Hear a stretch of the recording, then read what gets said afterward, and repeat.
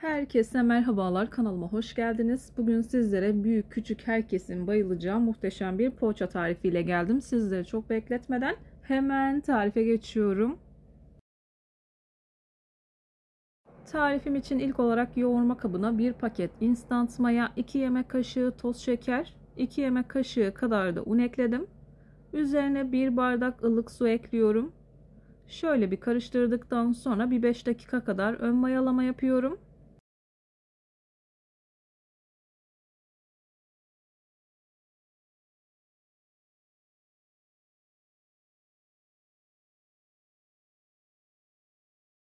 Ön mayalamayı yaptıktan sonra 2 bardak ılık süt ekliyorum. 1 çay bardağı sıvı yağ ekliyorum. Kullandığım bardak ölçüsü klasik 200 milimlik bardak ölçüsüdür. Çay bardağı ölçümde 150 mililitredir. Çay bardağını da ekledim. Şöyle bir karıştırıyorum. Göz kararı olacak şekilde yaklaşık 3 bardak kadar un ekledim. Unun üzerine 1 tatlı kaşığı kadar da tuzumu ekledikten sonra yavaş yavaş hamuru yoğunlaşıncaya kadar spatula yardımı ile karıştırıyorum. Hamur yoğunlaştıktan sonra spatulayı çıkartıp elimle yoğurmaya devam ediyorum.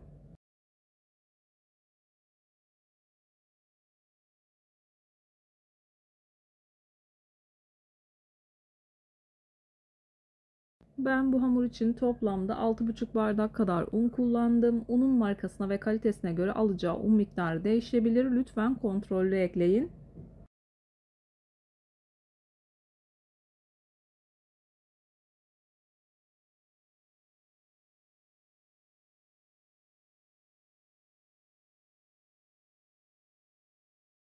Videoyu tam da buraya kadar izlediyseniz her zaman olduğu gibi sizlerden ricam yoruma kalp olur, emoji olur veya tarifim hakkında farklı bir fikriniz varsa bunu da benimle paylaşabilirsiniz. Ayrıca videolarımı sevdiğiniz kişilerle de paylaşarak bana bu şekilde destek olabilirsiniz.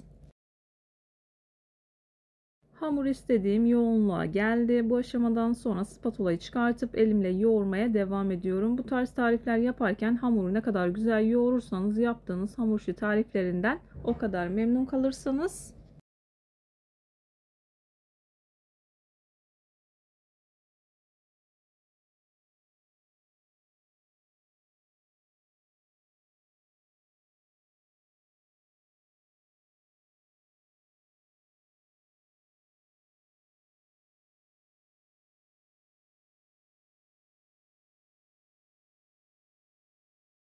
Hamuru iyice yoğurdum. Bu aşamaya kadar 6,5 bardak kadar un kullandım. 1 yemek kaşığı oda ısısında yumuşamış olan tereyağını ekliyorum. Hamura güzelce yediriyorum.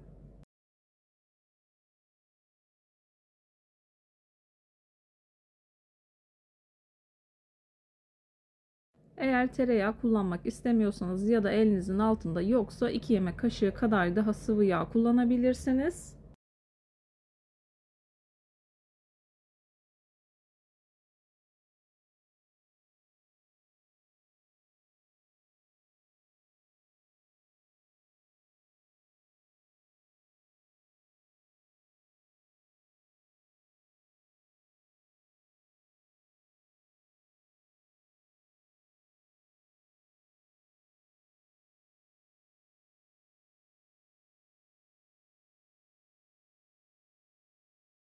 Hamur yağı daha kolay bir şekilde emmesi için bu aşamada yaklaşık 1 yemek kaşığı kadar un serpiştiriyorum.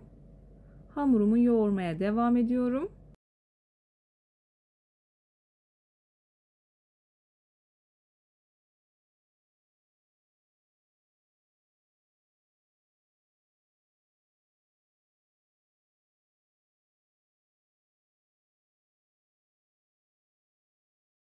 Hamurumu güzelce yoğurdum. Üzerini streçle kapatıyorum. 1 saat kadar mayalandırıyorum. Mayalanma süresi odanızın sıcaklığına göre değişkenlik gösterebilir. Hamur 2 katına çıktıktan sonra hamurunuzu kullanabilirsiniz. Mayalı bir hamur olduğu için ilk etapta hamurun havasını aldım. Toparladıktan sonra tezgahıma çok az un serpip tezgahıma alıyorum. Yuvarlak bir forma getirdikten sonra silindir şekline getirip hamur kartı ile göz kararı olacak şekilde parçalara ayırıyorum.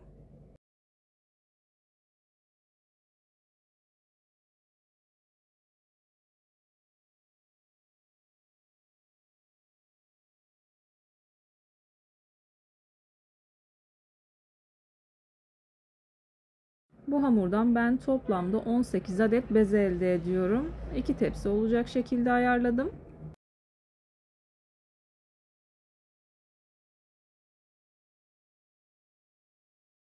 Videolarımda yapmış olduğum tariflerin elimden geldiği kadarıyla püf noktalarını vermeye çalışıyorum. Ama yine de aklınıza takılan herhangi bir şey olursa yorumlara yazarsanız gördüğüm zaman sizlere dönüş sağlarım. Yine aynı zamanda videonun altındaki açıklama kısmına malzeme listesini tam not olarak ekleyeceğim. Dilerseniz oradan da bakabilirsiniz.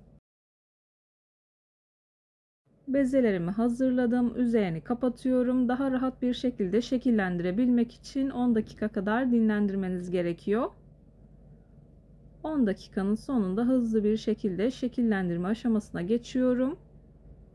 İç malzemesi olarak ben sürülebilir çikolata kullandım.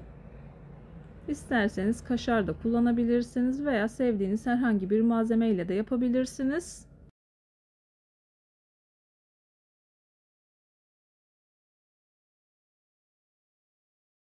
Çok kolay, pratik bir şekilde hazırlanıyor. Görüntüsü de çok güzel oluyor.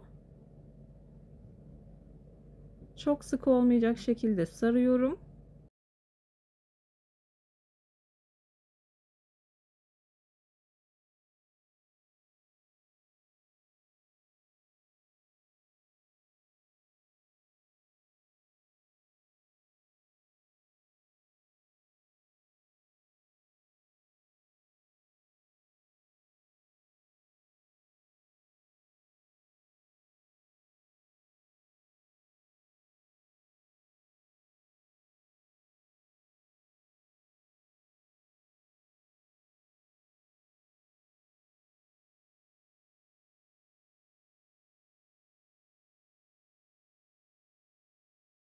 İlk defa deneyenler için birkaç tane daha gösteriyorum. Hamuru videoda görüldüğü gibi açtım. Daha sonra sürülebilir çikolatadan yaklaşık bir tatlı kaşığı kadar sürüyorum.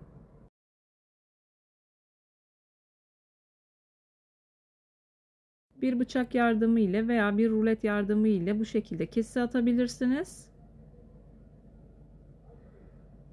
Videoda görüldüğü gibi artı şekline getirip çok da sık olmayacak şekilde sarıyorum.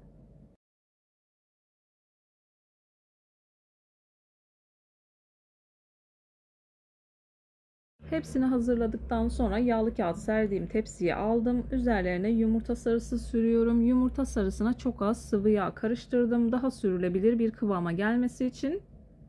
15 dakika kadar 70 derecelik fırında iyice ısıttım. Daha sonra 175 derecelik fırında altı üstü güzelce kızarıncaya kadar poğaçalarımı pişirdim. Yumuşacık puf puf oldular. Videoyu beğendiyseniz beğenmeyi, kanalıma hala abone değilseniz kanalıma abone olmayı, bildirim zilini açmayı lütfen unutmayın. Kendinize ve sevdiklerinize çok iyi bakın. Hoşça kalın. Allah'a emanet olun.